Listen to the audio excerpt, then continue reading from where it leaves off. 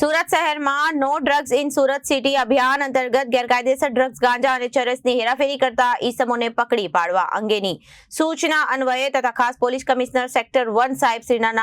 નાયબ પોલીસ કમિશનરના માર્ગદર્શન હેઠળ સુરતની સારોલી પોલીસે એક ગુનાનો ભેદ ઉકેલી કાઢ્યો છે અને સુરતની સારોલી પોલીસે એક ઈસમને 3 કિલો 42 ગ્રામ ગાંજા સાથે પકડી પાડી કાયદેસરની કાર્યવાહી હાથ ધરી છે।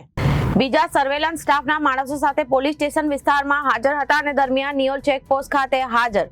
પોલીસના માણસોએ મળેલી બાતમીના હકીકતના આધારે નિયોલ પોલીસ ચેકપોસ્ટ નજીકના સાબરગામ બીઆરટીએસ બસ સ્ટેન્ડની સામે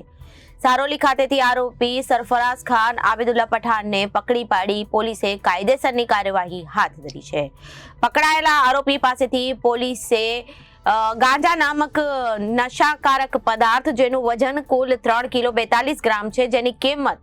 30,04,20 રૂપિયાની મત્તા સાથે ઝડપી પાડી કાયદેસરની કાર્યવાહી પોલીસ કરી હતી। Bureau report Janadesh news Surat.